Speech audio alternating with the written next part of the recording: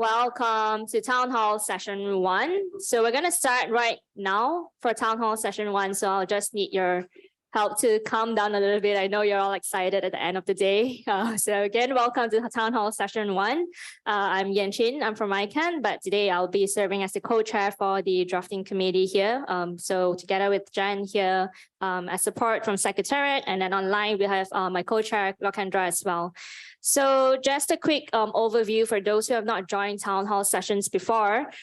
This is basically a session where you can come up to the mic there, or you could just raise your hand. We'll have running mics where you can share some of the key input and thoughts from the discussions today, from the sessions today that you were in. Share the things that you think are important, raise it here. And then, of course, it's not just sharing in the town hall here. What we'll do is we'll want to try and capture all those comments in a document called a synthesis document. So just a quick background on synthesis document. This serves as a document that collates all the key output from this APrIGF. This year, it's our 9th edition. We started the synthesis document pilot experiment in 2015. And since then onwards, we had it annually. So the document really shows highlights and key important topic that we talk about at each year's APrIGF. And the document is shepherded by a community of volunteers called the Drafting Committee, the DC basically in short. And the DC helps to collect input and review all the comments received from you as well. And we'll draft this document and try to make it easily readable. And this document will be published and also will be used for further discussions and shared at further global IGF discussions.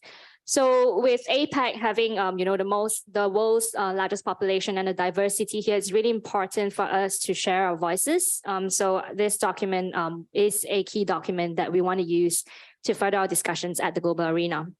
So again, the key thing here is, when you join the sessions from today, what did you think was important to capture in the document? Please come up and share. Later on, we'll go by sub-tracks. So we'll go in the different sub-tracks. I will have that populated on the screen as well for you to refer.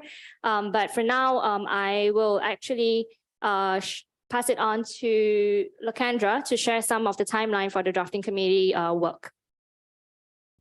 Thanks, Inchin. Thank you everyone for joining us today, both there in Brisbane and also virtually. I'm Lokendra. I'm one of the co-chairs along with Inchin. And thank you so much again once for joining.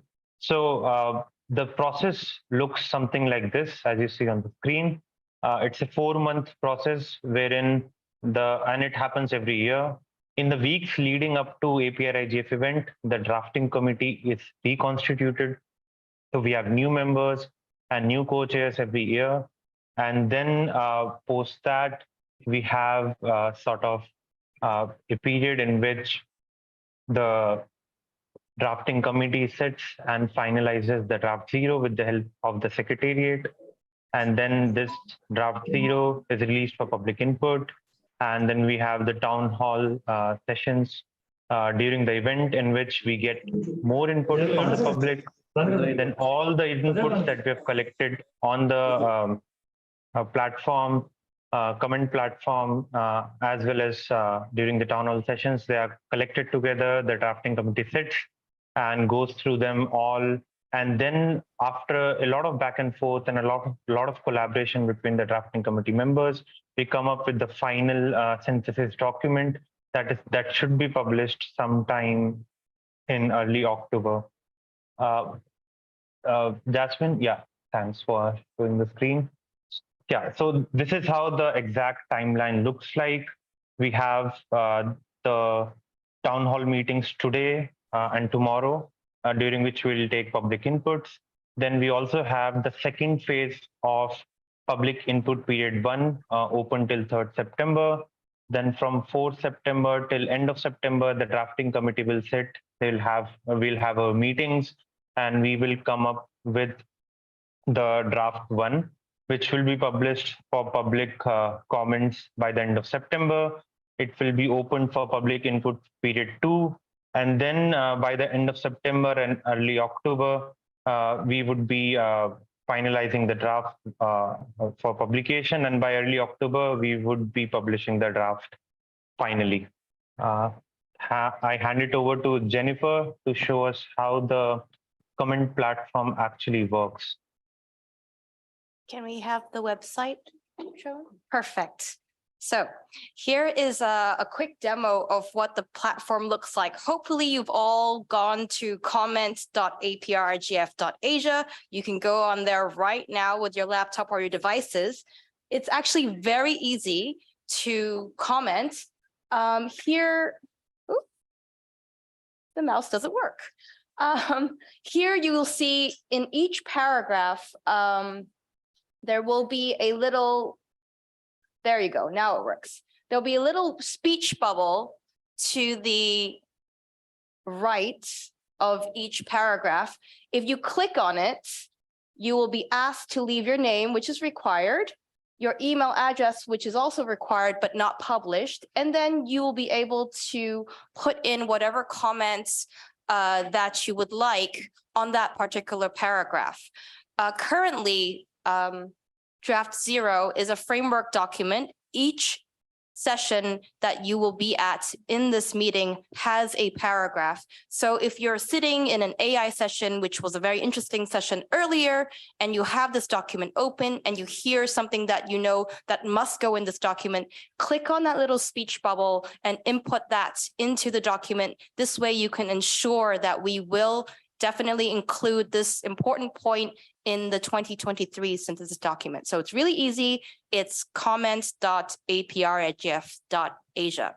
I think the last time I checked right before the town hall, we've only had 15 comments. So really, we're hoping to beat last year's record. Last year, during the first public input period, we had over 100 comments. Let's see if we can make it even better this year in Brisbane. So please just keep it open on your device. It's very easy, and you won't forget if you have it open when you're in the sessions and put it in. So, and I hand it right back over to Yin-Chin. Thanks, Jen. Yep. So we do strongly encourage you to have the tab open so that you could easily pop in your comments whenever you're at sessions this 3 days. And also, if you want to be more involved, please feel free to join the drafting committee as well. It's still open for membership. Just write to Secretariat, so secsec@aprigf.asia. So without further ado, we will start the town hall session. But before that, just quickly, logistically, what we'll do is, because we do have quite a bit of virtual participants as well, so we will try and rotate accordingly. So we'll take 3 comments on site, and then we'll shift to 3 comments virtually, and continue rinse and repeat. And we will start off with the subtrack on access and inclusion. So on the screen here, you'll see some guiding questions that are related to the access and inclusion sessions. So we do want to start with that and see if anyone wants to come up and start sharing, some key highlights that you heard from some of the access and inclusion sessions today. It's quiet. So just to share some of the access and inclusion sessions today. So there are sessions that cut across more than 1 subtracks. So basically the ones that does touch upon access and inclusion, we have the AI session this morning. We have the investing in professional development for a diverse workforce session. We have the policy development on generative AI session, and amplifying multi-stakeholder voices session in cyber diplomacy, sorry. And also breaking security for online safety session. Yep, please state your name. This is Shraddha for the record. I am an APrIGF fellow, and I would like to respond to the first question on whether emerging technologies are being adopted and developed in the Asia-Pacific region, whether they're inclusive or will they exacerbate the already uneven distribution of access. So one thing I drew away from the session in the morning was a very optimistic outlook. So the speakers, all the speakers acknowledged that there are problems in the way it is being distributed and the technologies, the way they're emerging and how they're being regulated and governed. But one thing they acknowledged was that we are moving in the right direction. And Shabir sir specifically mentioned about how it's a good step, and this is something that we have to accelerate and we have to go at a faster pace, but it is in a positive direction, and he'd like to see progress further in this regard. So a couple of examples that were brought in were with the example that was given by I believe it was Mr. Fernando and Professor, and the examples that they gave was of the payment interface that's being used in India, of how it is leading to inclusion because a person only has to scan one QR code and it leads to a payment gateway, and that's very convenient and it's easily accessible for all people. So that is something, these are the sort of policies they're looking for in the future. And that is something that I took away from the session. Thank you. Thank you very much. And moving on, do we have other comments? Online virtual participants, please feel free to raise your hands as well.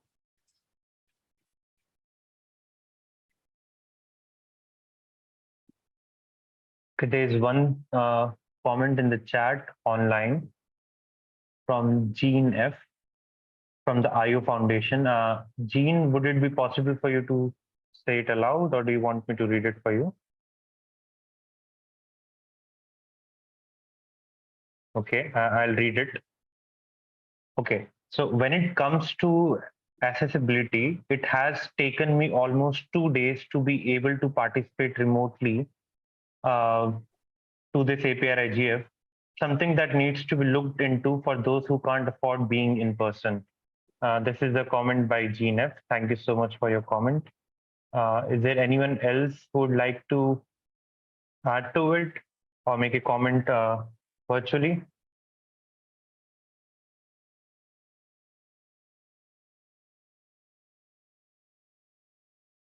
Thank you. My name is Rafik.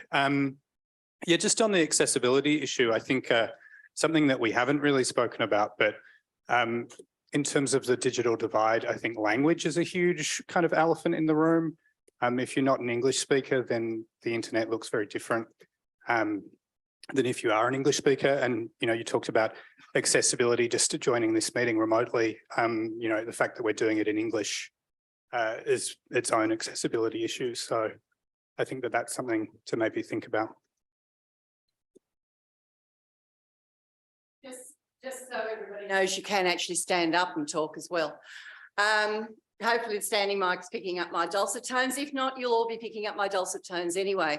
For those of you who have not met me, Cheryl Langdon Orr, I am a person with disabilities and I'm a little bit interested in this topic.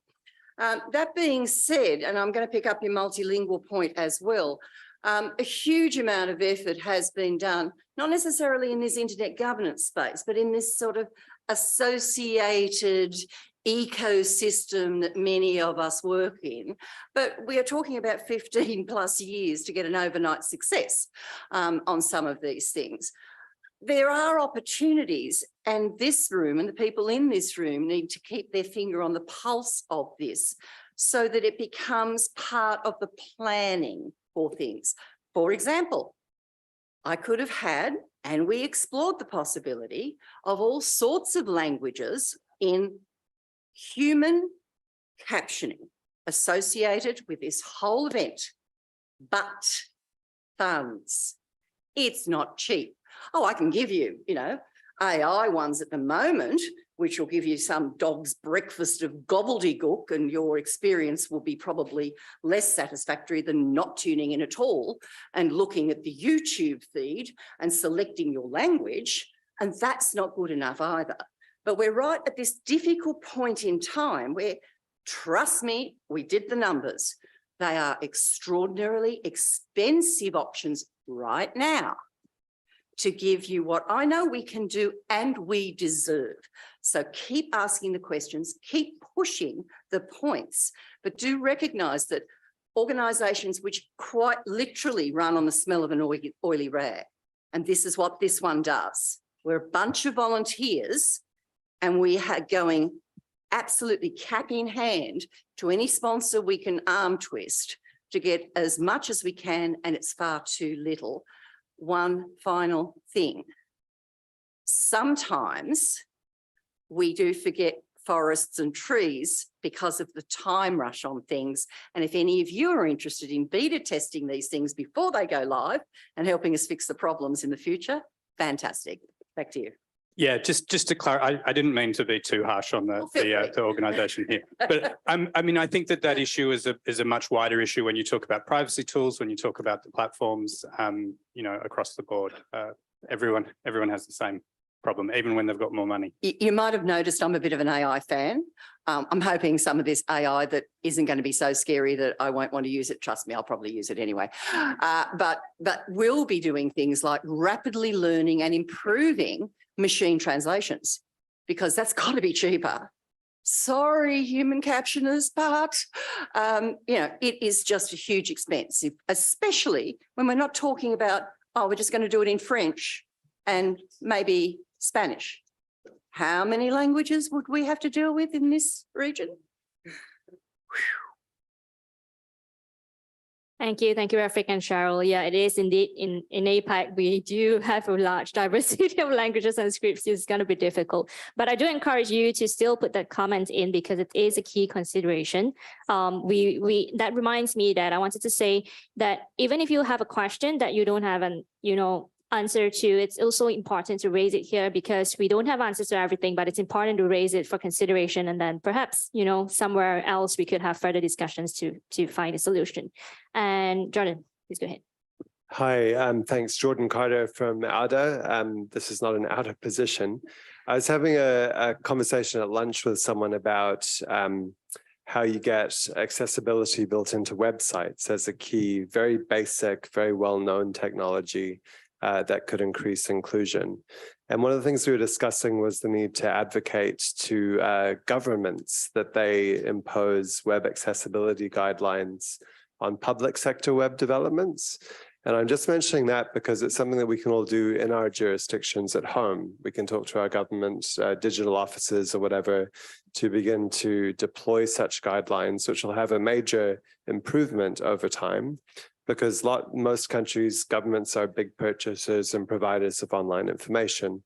And if they are requiring it, that tends to leak through to the private sector development of all the other websites. So that's an example of you might be able to have a relatively coherent point where just a couple of people making a case well can lead to systemic change within that country. And I wonder if that's a kind of model of shaping public sector purchasing that might help bed in other access and inclusion concerns in technology, because in all of our countries in different ways, governments are big players in the economy. And unlike the private sector, they tend to be a bit centralized, and there's usually someone who's responsible for technology in one way or another. So just tabling that as a how to get things done thing to think about and consider. Thank you. Thank you, Jordan. I guess that's a hint to engage with more governments or government people in this room, I guess. I'm just quickly looking online. Online participants, please do raise your hands if you have any comments, but on site we do have, please go ahead. Yep. Okay, so you are settled once again with me after Cheryl. So for the record, this is Dr. Muhammad Shabir, and we are talking about access and inclusion, about motivating governments. But let me bring back you all to this hall. We are talking about making states able to work on accessibility, but let's start with our home. Let's make APrIGF itself accessible first. The website where the program of APrIGF is displayed is a big jumbled up if you are a screen reader user. So who would fix it? We would have to fix it. Next year, I want this comment gone into the synthesis document as well. Like next year, the planning for the website event, if you want, I was a speaker and I had to send my profile through email to the moderator. Cheryl knows it. She has my email on record saying that the online form was not accessible. I could change my name, I could submit my picture, headshot, but I could not submit my profile there.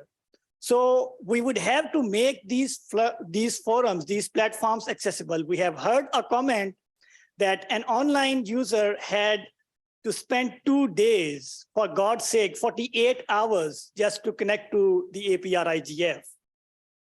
So I wonder if it takes 48 hours for an individual to connect to the APrIGF to get remote access where we are in this 2023 APrIGF. So we need to do a little bit of a soul searching, I would say. And that does not mean to say that we should stop work on the broader level of accessibility. I totally agree that we need to push back onto the governments. We need to say, we need to make the governments adopt policies which are inclusive, which are accessible. I would not go into the details. Number of governments in our region have very flowery words and policies in their policy documents about access and inclusion. But when it comes to the implementation, that would be another story.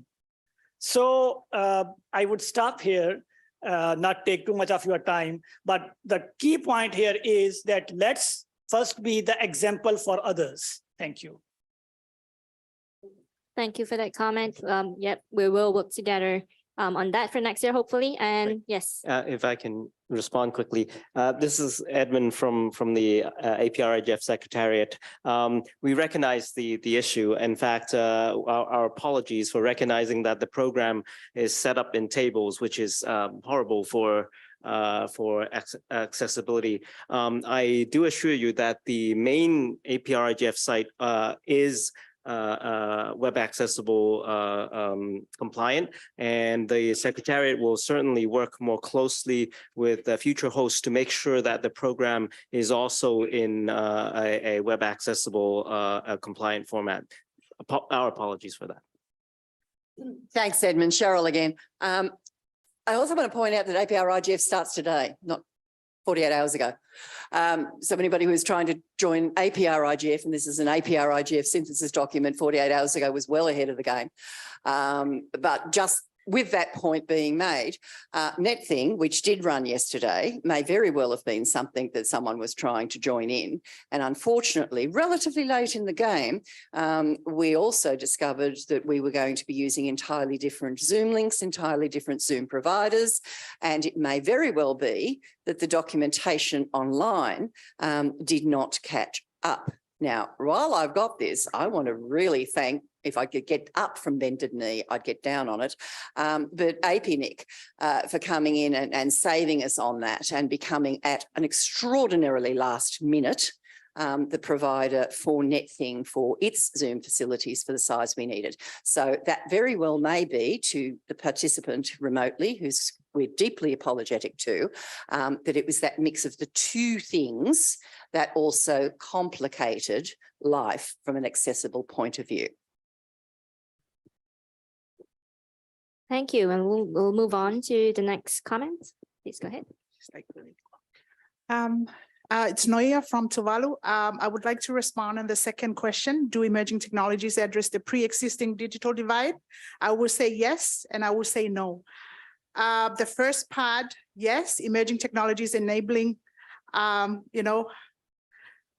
giving us very promising future for people who can afford emerging technologies. In the part where it widened, yes. Do you consider, we are from the Pacific Island country of Tuvalu, and we have remote societies, remote communities that are left behind because of of connectivity and internet. Do you address, how do you approach in terms of community-wise coverage? Emerging technologies can help a lot of the local grassroots, at the grassroots level, but can they adopt the technology? And that's a question in mind. So yeah, so coverage, affordability, and adoption. Thank you. Indeed. Yeah. Thank you. And I'm just gonna take a quick look online. We don't have any hands. So, Yeah, we do have, we? Yanchin, we do have a comment in the chat. The speaker is unable to switch on their mic, but I can read on their behalf. This comment is from Seerat Khan, and she says that I fear the emerging technologies being adopted in some parts of the Asia Pacific region because of surveillance and privacy issues. I'm more wary of the internet now because I feel nothing is private anymore. Also, I do feel more conversations around content moderation should be taking place. Civil society does a lot of content moderation for big tech companies, and this added labor on our part. Also, we are talking about AI. We need to first address exclusionary policies adopted by European countries through AI. If AI is making our lives more easier, why is it leaving out so many people and being used as a means of surveillance on them? Thanks, Seerat, for your comment. Back to you, Yanchin. Thank you. Thank you for that comment. And we do have someone on site as well. Please go ahead. Hi, this is Raj Singh for the record. Thank you for the opportunity. Great to see so many people in the town hall. I think we've tried very hard in past years to get people in the room, and it's lovely to see, I'd say, what, 120 odd people maybe, or thereabouts. So I'd like to address some comments, or I'd like to offer some comments around the second bullet point, emerging technologies and pre-existing digital divides. Some of you have heard me speak before, and I've always had concerns for these new digital divides that we are building, and we continue to do that. You know, if you've been at the Nothing session yesterday or the Pacific APrIGF sessions of yesterday and today, and of course this session here, you're hearing a lot of different perspectives of, you know, islands, the issues they face. I live in regional Australia. NBN for me was no bloody network for a very long time, right? And so I have lived the digital divide, strange as it might sound for someone in supposedly a wealthy country such as Australia. But yes, I suffered from issues. As another example, when I'm sitting in my home office, I have no mobile signal. Right? And Vodafone these days keeps on sending me messages saying, because you can't log on to our 4G, 5G network, you need to replace your phone. Except my phone does support 4G. It's because their signals don't reach me, right? So the point I'm trying to make here is this, that, and that's just one example of simple old me, right? And you have to look at what else is happening around the region and the sort of environments people are in and the issues they face. So yes, there's lots of all these funky new technologies that are coming out. I mean, people have been playing with AI and generative AI and all this VR and whatnot. But also keep in mind, those technologies need a whole lot more. I will not be able to use those technologies on my phone sitting at home because I don't have the bandwidth. I don't have the latency that is required to make the systems work. And the other peeve I have with a lot of new applications and services, have any of you ever looked at how much updates you do pretty much every week on your iPads or your computers or your phones?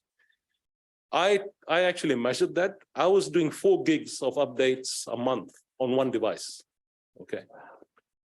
Now, put that into perspective. We talk about the Pacific Islands, for instance, or regional parts of countries such as Australia. That's a lot of bandwidth just to update one device to ensure that I have, you know, everything is updated security-wise. If we have 5 devices, multiply that by 5. And then the other problem I have is with the applications people or we are developing. They are bloatware. I mean, I come from an era where we use assembler to compile stuff, and it was small in size and things worked.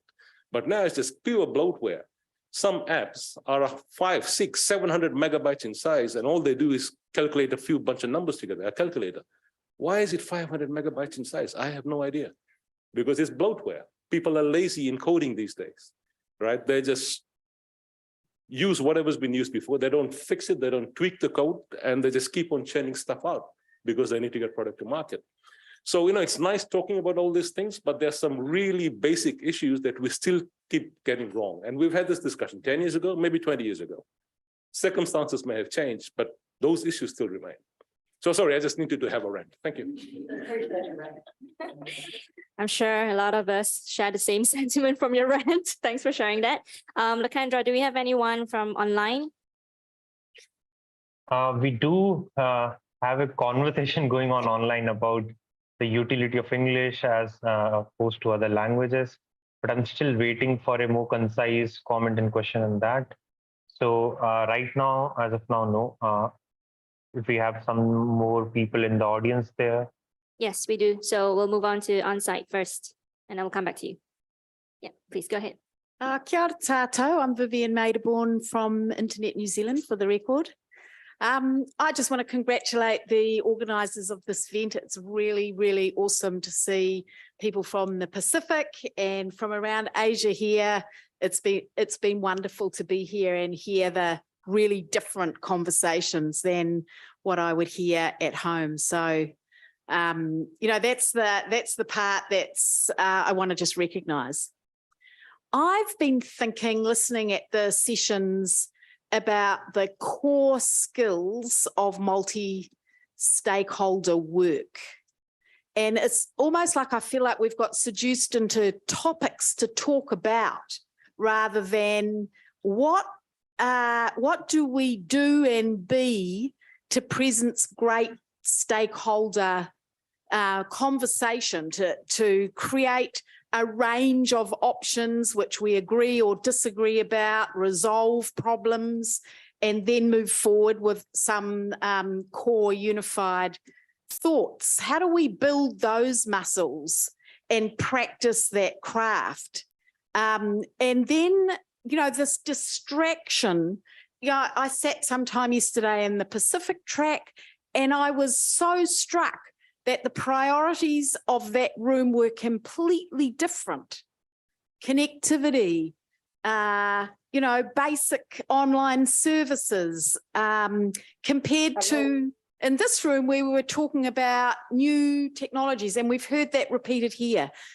However, the core skill of resolving those issues in the Pacific is multi-stakeholderism, community, collaboration, and the same with the new. So I would love to see us set up some of those conversations and practice that work at these forums so that we are growing those muscles of multi-stakeholderism, if that's the right word.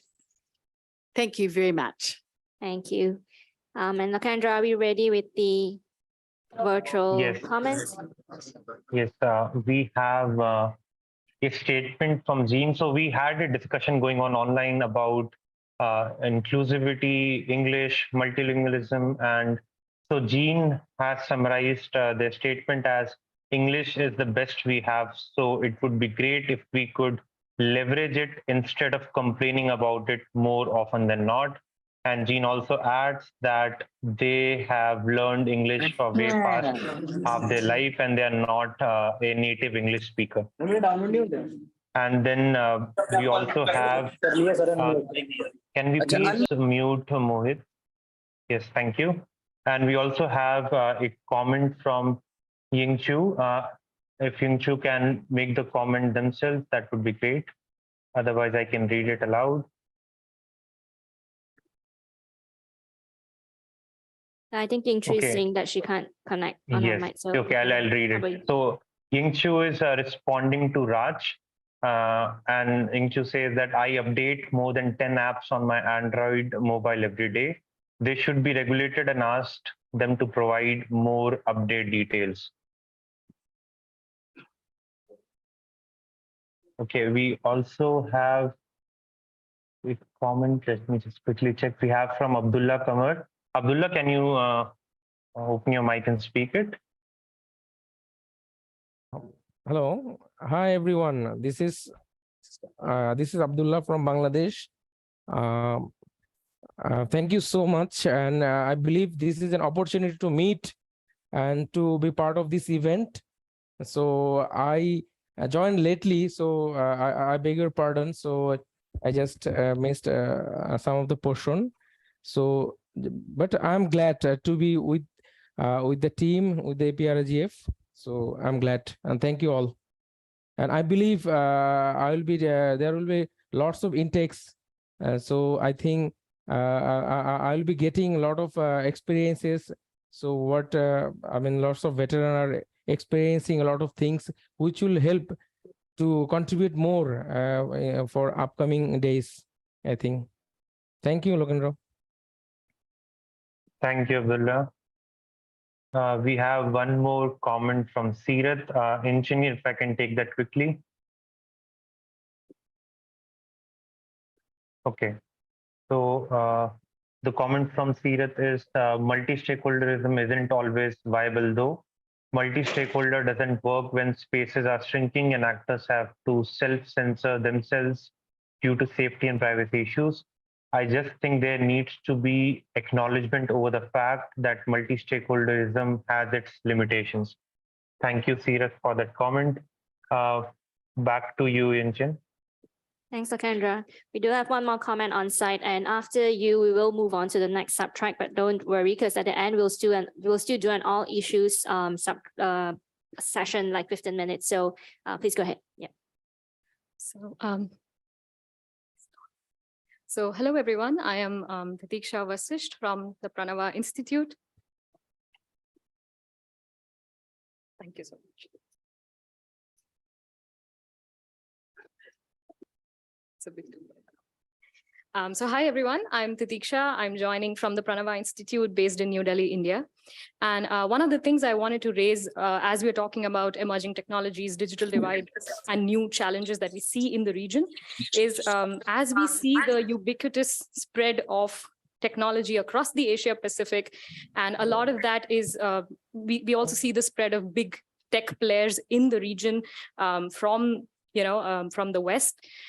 I believe, like somebody else also pointed out before, that we ought to focus a lot more on our challenges, which are more focused on the region itself. And therein one specific one, which I'm concerned about, is deceptive design or dark patterns, which are ubiquitous online. They're on apps, they're on websites, they're pretty much everywhere you look. And especially when we talk about digital natives and a whole bunch of young populations, old populations come online for the first time. They have issues not just with accessibility, but also in general with a web which is tricking and deceiving them all the time. And there are no alternatives. There is no regulation in many of these countries which protects their data or protects their privacy, right? So when we talk about deceptive design, we need to think about how can countries in the region set good examples for each other. For example, Australia recently passed a law banning Amazon from making it hard for consumers to unsubscribe to its services. Now, this has been existing in the European Union for long, but Australia was the first country in the Asia Pacific to actually go ahead and put something out. And in India, when I look at that, I feel great, and I can point out and say, hey, somebody in our region, in our neighborhood is doing it. Why is Amazon pushing discriminatory policies in the rest of the world, where only the US or EU are jurisdictions where you have privacy laws, and here you discriminate based on those very grounds. So I think as we group together and talk more about consumer rights, privacy, and set those examples across the borders, I think it strengthens the region and makes the internet safer for everyone. Thank you. Thank you. And you talk about security, that brings us right next to the keyword and next right to the next subtrack, which is on trust. We do have some guiding questions on the screen as well.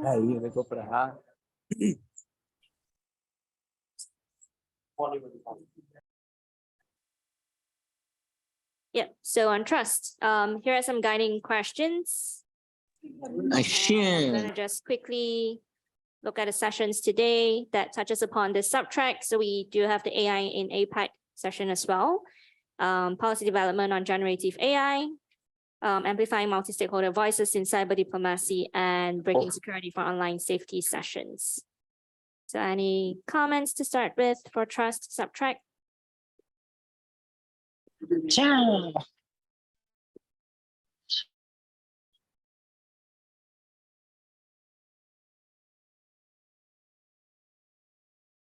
Hi, so I'm just gonna point out how actually, I'll just stay here, that 1/3 of the children around the globe are using the internet, and most of them are in developing countries. So the problem is the systems in place that protect children are not found in developing countries, but found in more advanced economies. So the problem is there with the developing countries. They don't have protections, they don't have guidance, but most of the children users are there. So that is one thing that should be discussed in the regional stage. And maybe those in the more advanced economies can give guidance to those who are in developing countries, because we need those things. And children are facing risks online that they don't know about. Thank you. Sorry, could I just get your name for the record? Yeah. Maristella. Thank you. All right, and we'll move on to virtual first. Lakendra, anyone or from the local hub? So we do have Dhruv from the local hub from DAV College, Amritsar, here in India. Dhruv, would you like to take the mic?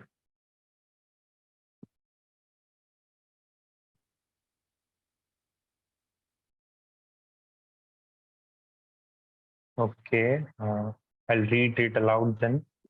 They ask, I would like to ask emerging trends in virtual space and physical space for win-win strategies in Asia Pacific. I'm not sure I get that question correctly. Is it possible for Dhruv to open the mic and elaborate on it? Okay, we'll move ahead then, Inchin. I don't see any more comment on trust right now online. All right, thank you, Lakendra. We'll take one on site first, and then I think there is one on the local hub. So we'll take on site and then we'll move to the local hub. Yep. Yeah. I'm going to deal with the third question on how do we foster trust in emerging technologies that many neither understand nor use. This is Shraddha for the record. So the answer to this question comes from two aspects. One is a session that we attended yesterday on day 0 about capacity building. So something that we discussed during the session on how trust can be built and what trust means to us was that we understood that trust works both ways. So there has to be the other person. And the easiest way you can lose trust is when you don't understand the other person. So the question itself contains a part of the answer when they say that many neither understand nor use. So when we understand the technology, as in it becomes simple for us to know how the technology works or how the data is being collected. And instead of the privacy policy running into hundreds of pages in legal jargon that is not understandable, if you just make it a little simpler for people to understand what they're giving consent to and what their data will be used for, I think we can foster a lot of trust in that aspect. Thank you. Thank you. Yes, indeed, communicating in layman terms is required, but yeah. And we will move on to online. Lakendra, for the local hub, are we ready or?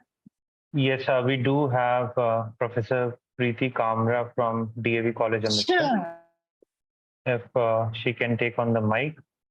Okay, she says she has a really bad throat. So how would you like to pose your question?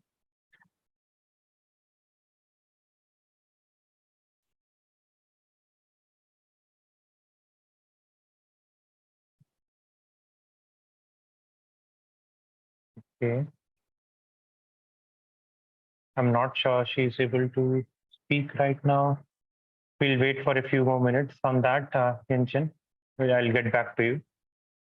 Okay, thank you, Lakendra. And on site, do we have any other comments on? Yes, please go ahead.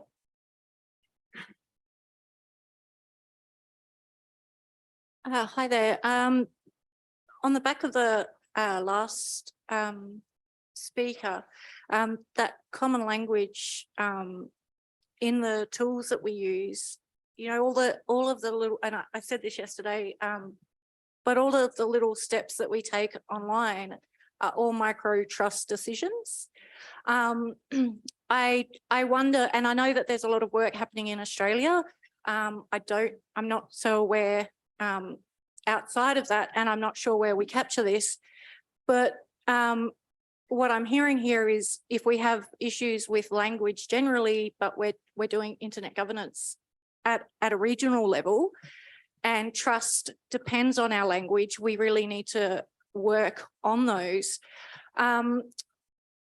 We talk about how we foster trust in emerging technologies, one of those things is I think people use some of the products as utilities when they are products and they do have choices. These products are using language and methods for cookies, for terms of privacy, for data brokering. And I don't see how that is any different from sharp practices in contracts for any other product. I guess that's more of a comment, but I think that there, the underlying language is really important. And then how we reinforce that in Australia and other countries like New Zealand, who do have a level of influence globally and in the region. Thank you. And sorry, if I could get your name for the record, please. Oh, my name's Kiki. Thank you. And do we have any other comments on site for trust? Yes, please go ahead.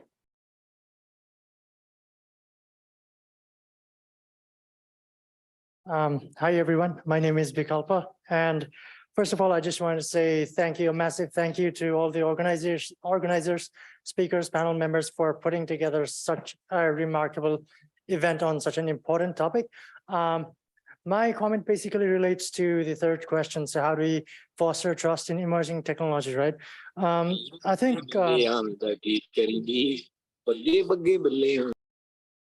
the platform economy has become so complex that, no matter how you try it, I don't think that a layman can understand what's being collected, how your data is going to be used. For example, one of the standard contracts will say that, okay, we're gonna only share it when it's necessary with the people that it needs to be shared with. That is their providers. But then who are those providers and how they're going to use it is not clear. So I think there's a much bigger role here. Okay, now he's done. So instead of, we know that we're moving from a mechanism that is based on notice and consent mechanism to a more rights-based approach, which the EU has done. So I think we just need a more rigorous mechanism that enables the regulators to regulate, that puts more obligations on these private companies on how data is used instead of just a mere notice and consent mechanism. And that would be my 2 cents. Thank you all. Thank you. I'm sorry for the technical issues there. And I believe we have one more on-site comment.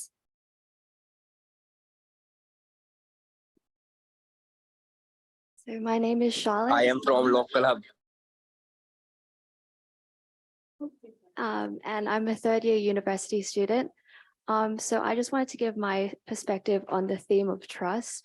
I just wanted to question why, while trust seems like a very important theme, as someone who grew up in like a time where all of these technologies have already emerged, I just question why trust is valuable. It has been chosen as a theme that's maybe more, when maybe we could, maybe a theme such as accountability might be a bit more important, especially in future generations.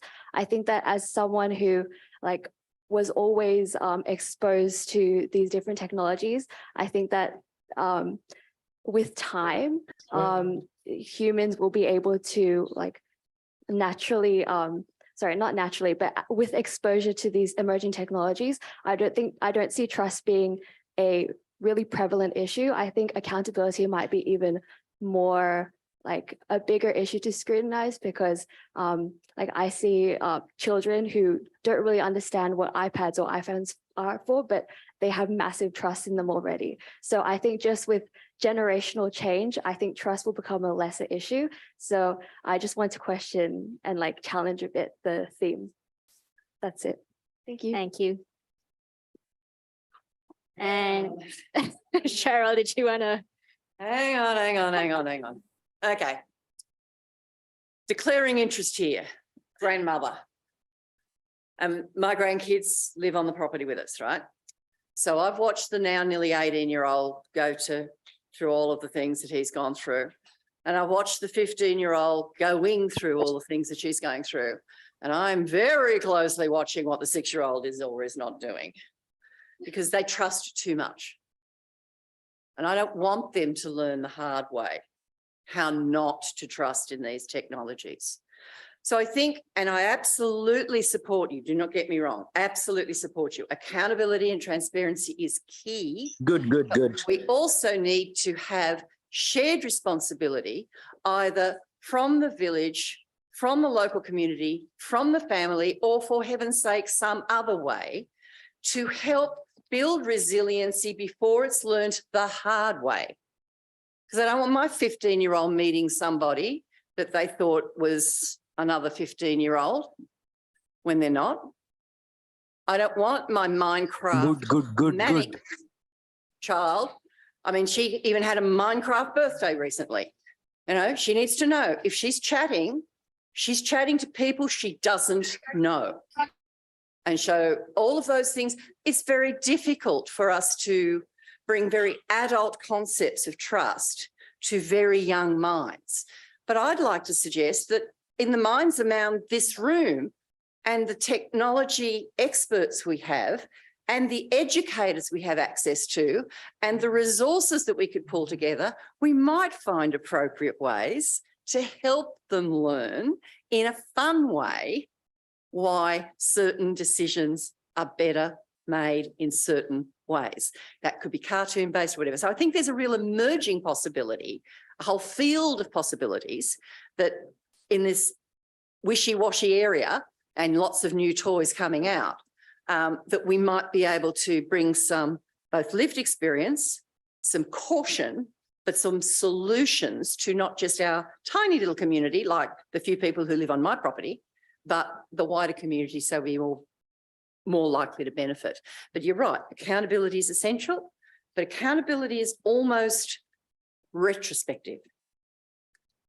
We need some proactiveness. Plain language, absolutely essential. We have plain language contracts, for example, in telecommunications in this country.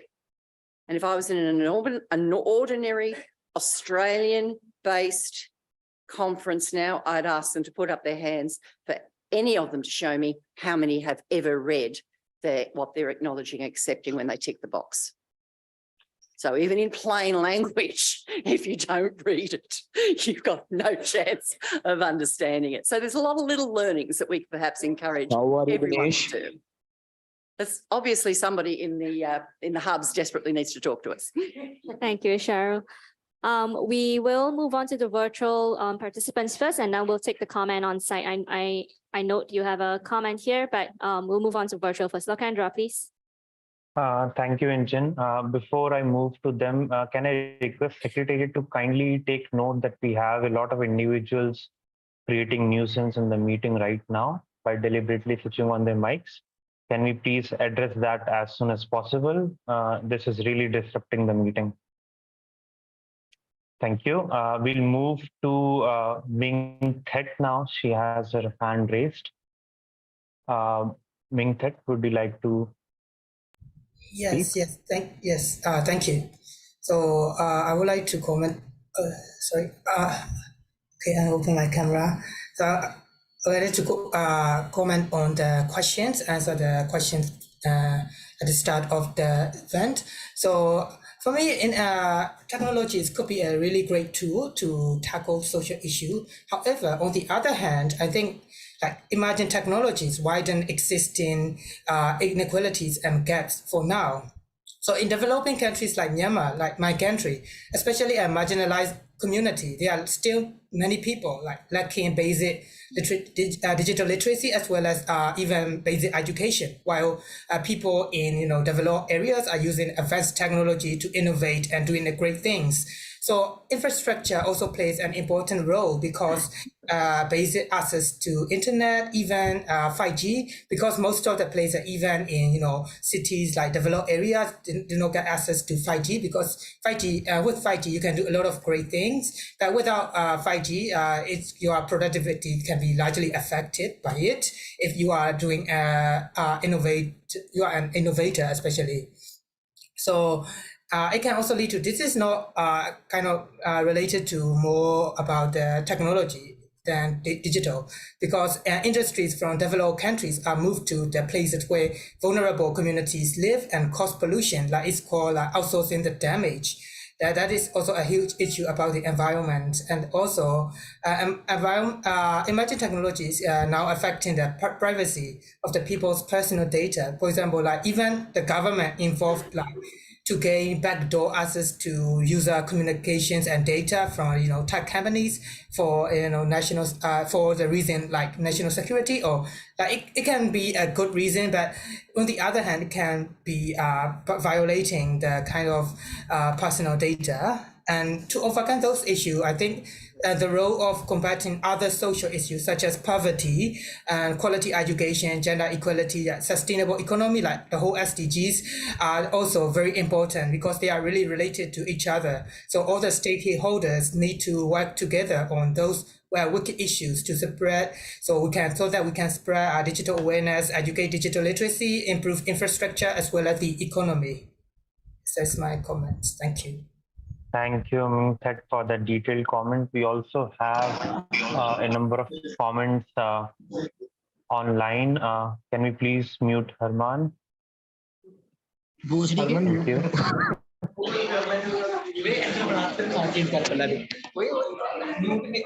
Can we please mute? Yeah, thank you. So we have one comment from Muhammad that says we shouldn't provide too many leeways in the name of innovation. Harms done is irreversible and constraints are good for economy and people in the long term. Then we also had a comment from Abdullah Kumar from Virtual University of Pakistan. Abdullah says that as a community, I think we can play a critical role in fostering trust in the emerging technologies landscape, promoting education, transparency, security, ethical practices while contributing to creating a safe and trustworthy digital environment for all stakeholders. We also have a comment from Seerath, which says, with stakeholders, it's important to have trust and an understanding around internet governance issues. I think some countries in the Asia Pacific stakeholders are so wary of each other that they end up working on separately instead of working together. Also, I think trust should also address shrinking and isolated spaces that civil society works in. Thank you so much, everyone, for your comments online. I hand it over to you, Yanchin. Thank you, Akendra. Oh, we have Amrita as well. We have Amrita raising her hand. Amrita, would you like to add Yeah, here? I know that Amrita has your hand, but we do have a queue here as well. So Amrita, sorry, just pause a little while. I'll do an on-site and then we'll come back to the virtual again. So we do have a hand at the back of the room. Just first to, yeah, please go ahead. Thank you. So the discussion a while back, actually, I just wanted to add something. So there was a question about how young generation do not trust the digital space as much because they know what's going on. But there was this session on breaking security for online safety, what's at stake for Asia Pacific. And in that session specifically, a question was asked, what if you tomorrow understand or you find out that government can actually read the messages that you send through WhatsApp? Are you still going to use it? And there were quite a few young people who actually raised their hand. So, and the speaker actually said that this is quite common, and for those who were born after 1997, for whom this process has been normalized, it is a lot easier for them to actually trust because this is a normal thing for them. So that was actually what was told by the speaker, which I found quite interesting, because even when I'm using my phone and there is this option that comes up which says allow the app to track or don't allow. And when I sometimes just out of curiosity, I press the button which says allow the app to track. And I guess this is something that's a very close at heart thing to young people, and that is why it's a normal thing and they tend to trust such things more as well. Now, coming to my second point, now we discussed the root cause of potential reason behind lack of trust, specifically data sovereignty pertaining to developing countries. And one of the things we discussed in our panel was the challenge of data sovereignty can be addressed through open source AI initiatives such as Bloom and Llama.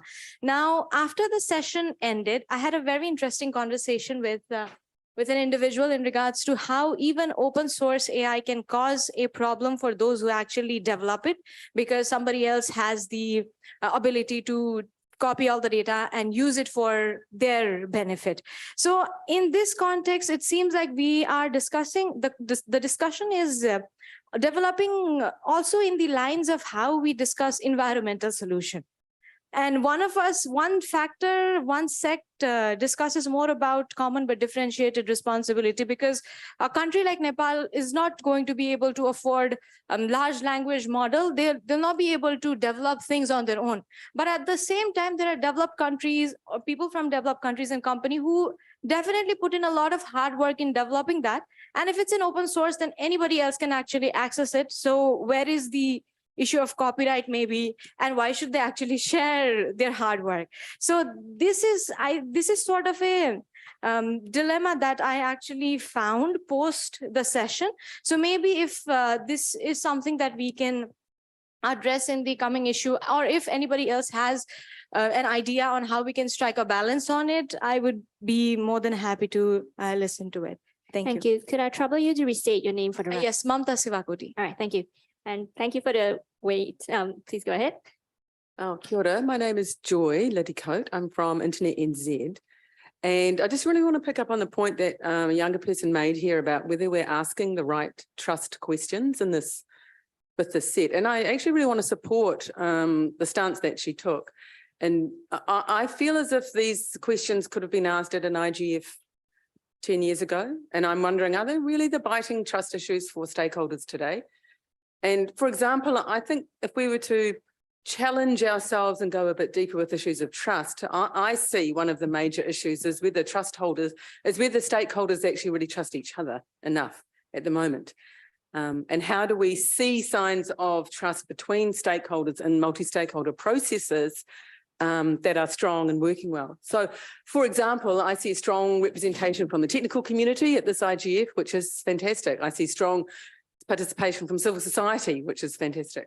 And some participation from business, which is also good. Government, perhaps not as much. It's really just to ask that question of, if we want multi-stakeholder process to be strong, then we need to have better trust in each other. Part of that involves participating in the IGF forums and processes, and not trying to replicate and expand these discussions into new forums that dilute our efforts. And I'm hearing from people that they're exhausted with the multiple forums, for example, that we go into. So can we trust each other to participate in the forums that we have? Well, and if not, if there are issues of trust, can we talk about that openly and ask each other, well, how would I know to trust governments more, or to trust other civil society groups or technical groups more? I think if we delved into that a bit more honestly, then I think we could really offer something perhaps to other IGF processes. Thank you. Thank you. And yes, please go ahead. Yeah, hi, I'm Shyam Krishna Kumar from the Pranava Institute, New Delhi. I wanted to add to the conversation on trust and safety, especially to the excellent point that was raised before. We are looking at more than 45% of the internet with being youth, people aged 25 or below. A large part of that is in the Asia Pacific region. And the way they're experiencing the internet is completely different from the way that previous generations have used the internet, because to them it's an immersive reality. They've grown up with it, and COVID has pushed a lot of education and critical facilities onto the internet.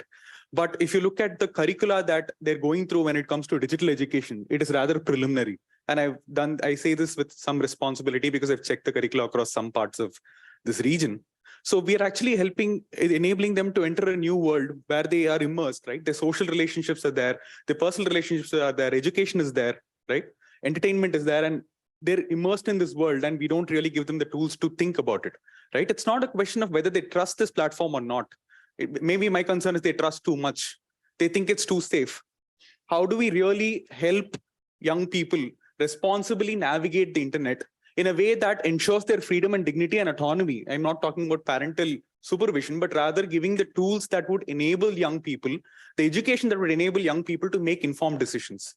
Can we make that a part of curricula? Can we make that informative? Can we create open source resources that would enable people across this region to pick up and adopt in their local communities with their schools? I think that's a key component to trust and safety, especially when the kind of emerging technologies that we are looking at with AI-powered things and interfaces changing. How can we inform young people for the digital world that they already are a part of, and a digital world that their parents do not understand, their teachers do not understand, and their community barely understands? I think that's the point I wanted to add. Thank you. We will switch to virtual for a bit now, and then we'll come back to on-site. Yeah. So Lakendra, please go ahead.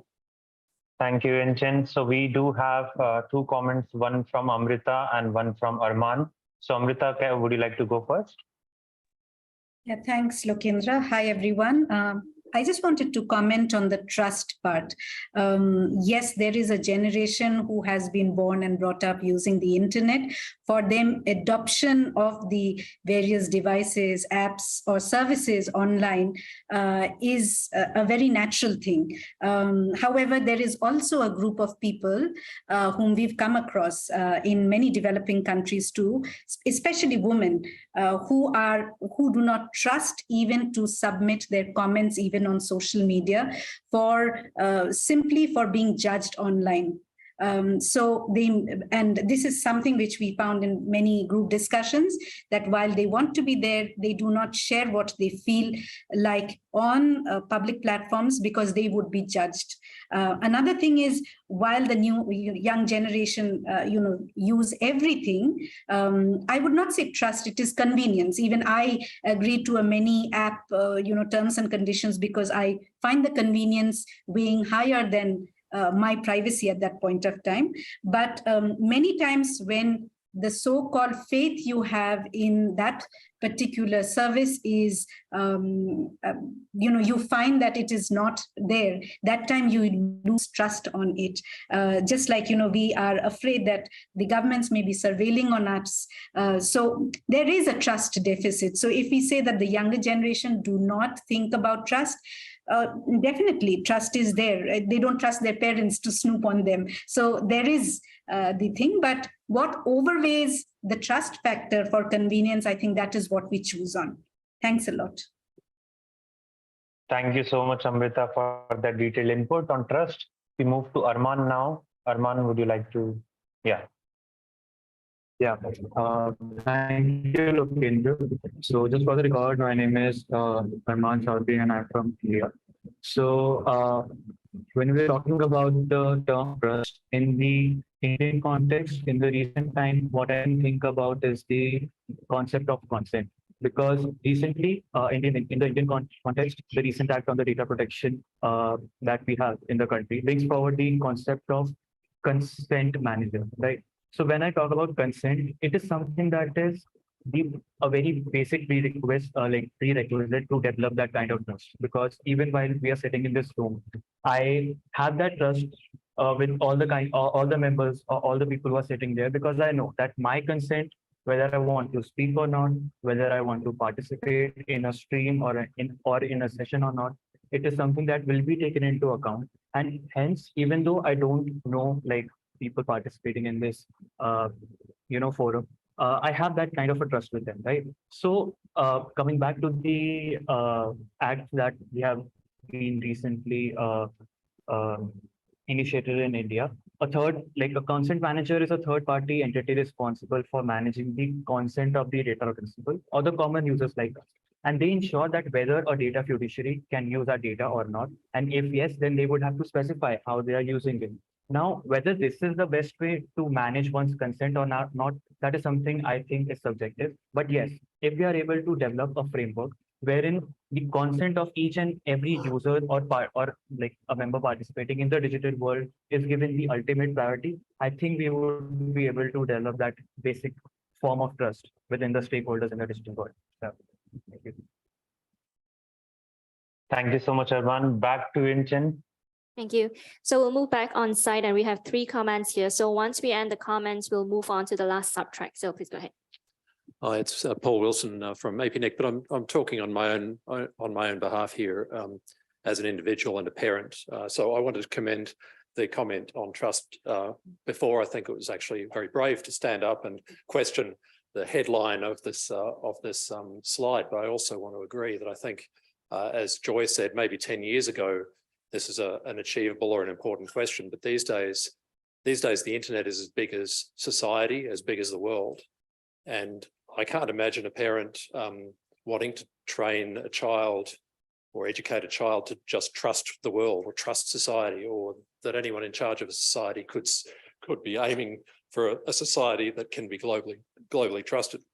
If they did, I'd wonder what sort of authoritarian mechanisms we were looking at to try and create a completely safe and trustworthy society. I don't think it's possible. So I really think it's an important question, that the internet is not a place which can be fully trusted. It's a place we have to enter with tools, with education, with equipment. As Cheryl said, certainly there are kids who are young enough to need a lot of help.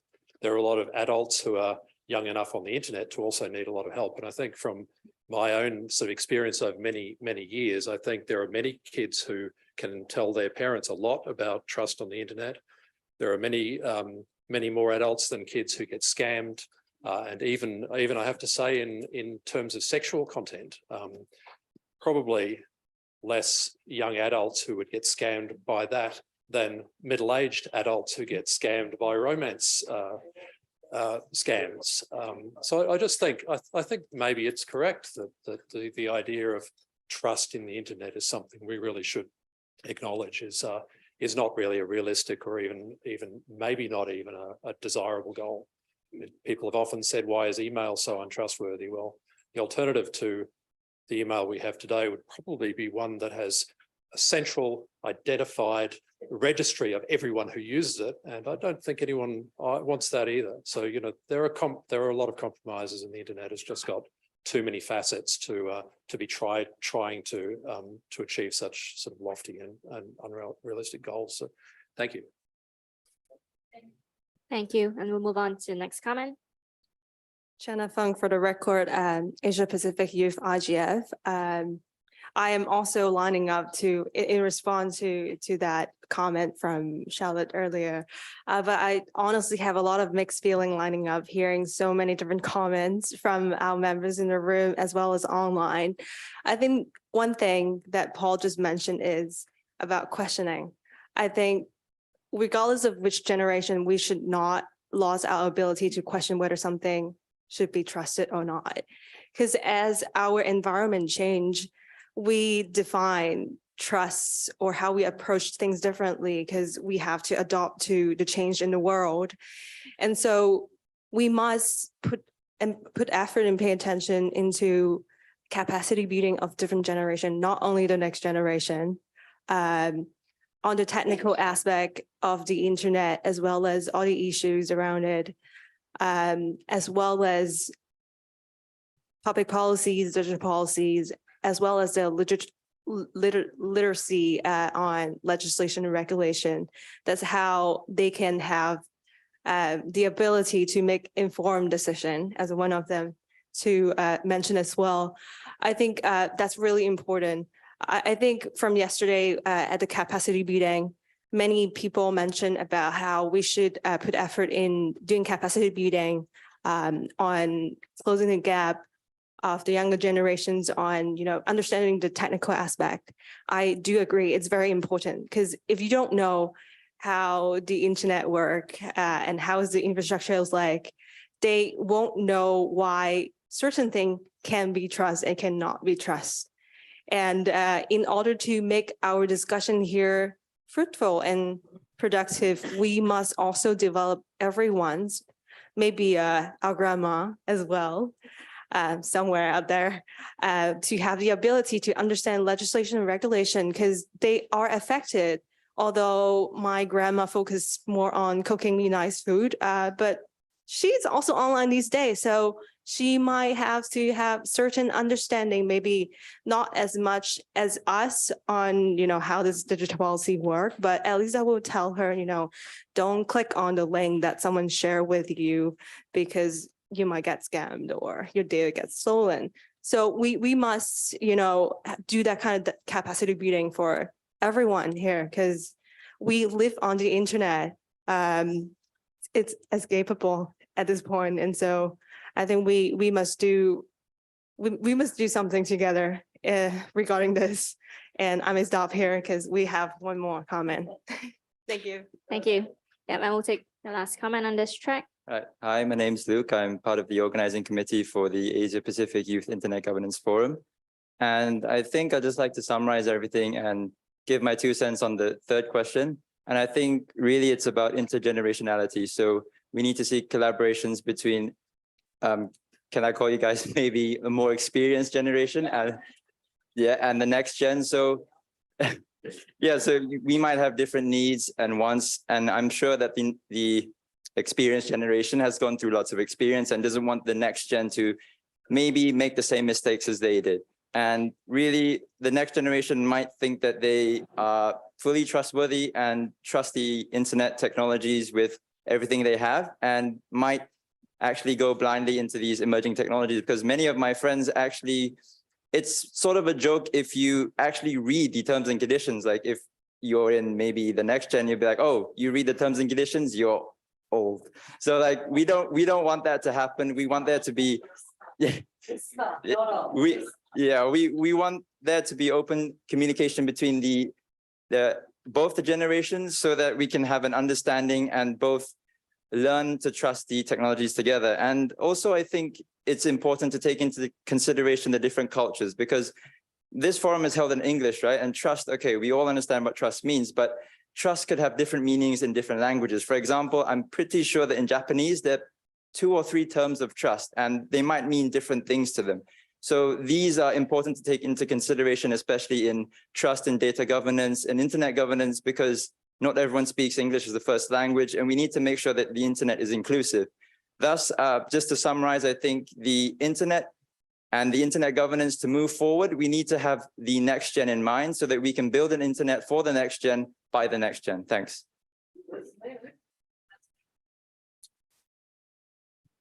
Yes, sorry, we'll need to move to virtual for a while because we do have comments as well. So I mentioned we're going to move on to the next subtrack, but because of overwhelming response here on trust, so we'll stay on trust until the end of this session, and we'll do sustainability for tomorrow's town hall session. So we will continue now with trust until the end of this session, and we'll move on to the virtual first, and we'll come back to on-site. So Lakendra, over to you.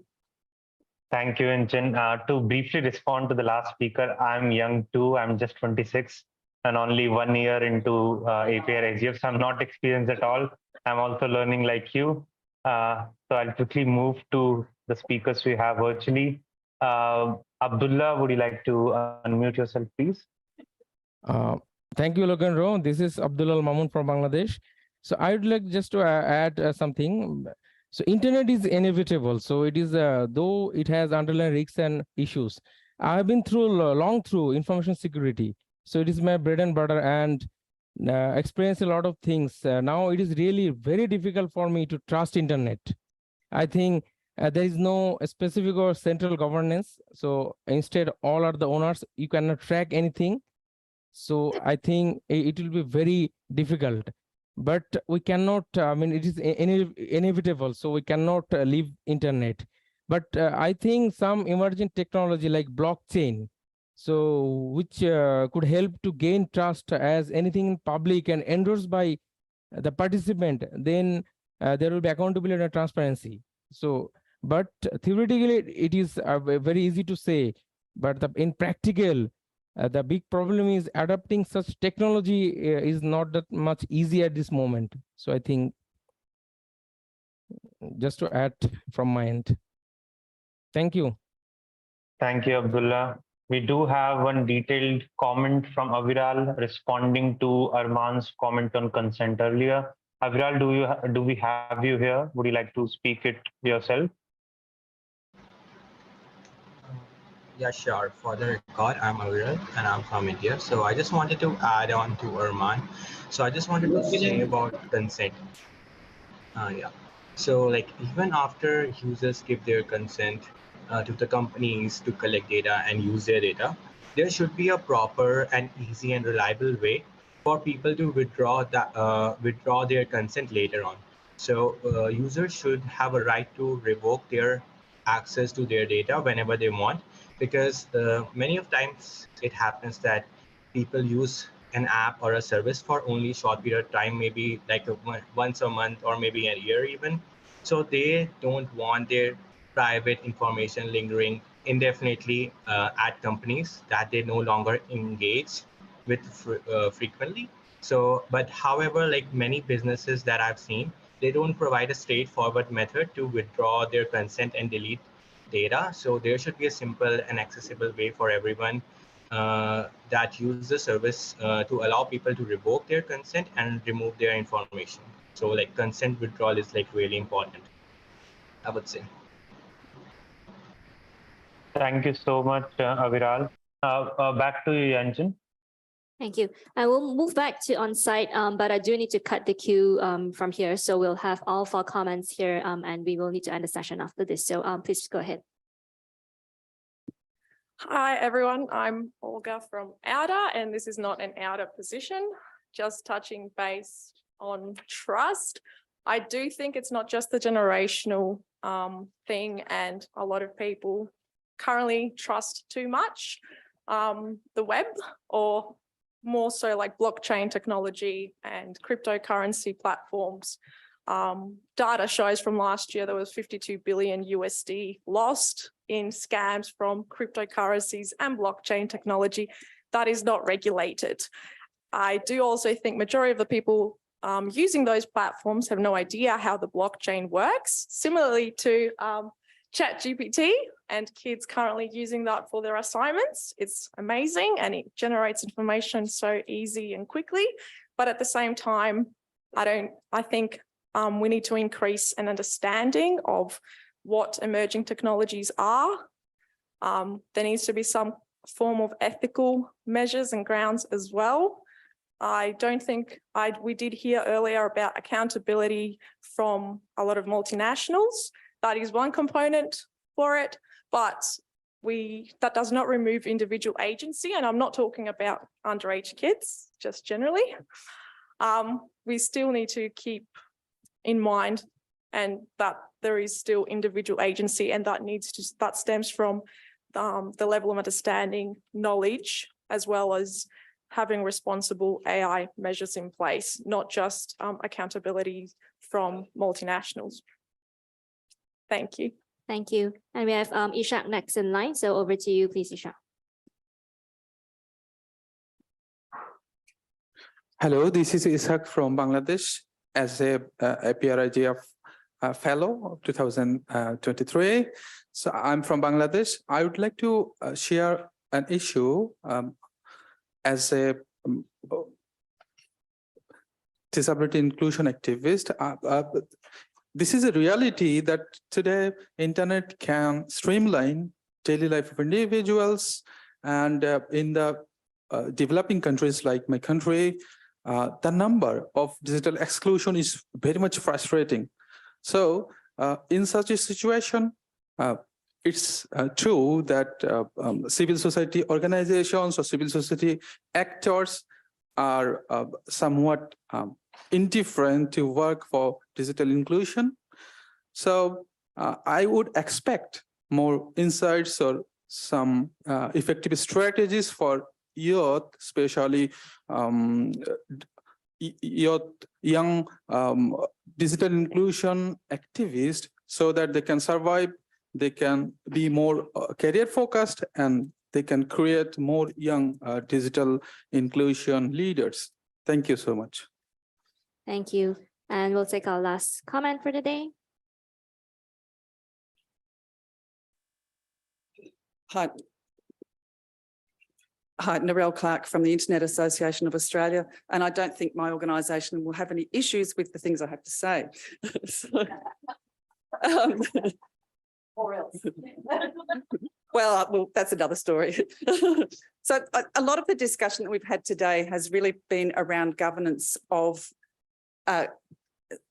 things on the internet rather than governance of the internet itself. And I'd like to address my comments back down to the base layers of the plumbing and the protocols and the packets, because that's governance of the internet, and that's really where I largely live.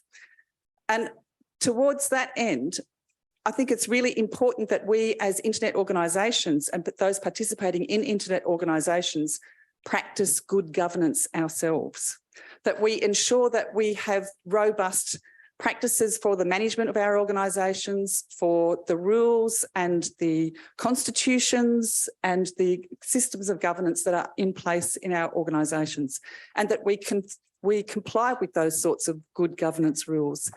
These things are really important for us to have robust, reliable internet governance institutions that can operate a robust and reliable internet. And to that point, I'd like to refer to something which is happening more and more broadly across the internet today, and that is IPv4 pricing. Given that IPv4 is now a scarce resource and we are well past running out in the cupboard, pricing for Internet Protocol version 4 addresses is now in the stupid category. It is now driving crazy behaviour that is likely to threaten the underlying stability and the reliable operation of the internet as we go forward. We need to work together to protect the institutions that we have in place to ensure appropriate management of internet resources so that we can continue to have a reliable and robust internet into the future. Thank you. Thank you. And I do want to do a last reminder for those who shared their input, or for those who didn't come up, to please put the comments in the platform because we need to document those. So thank you. And I'll end the session. I'll pass it back to the Secretary for housekeeping rules.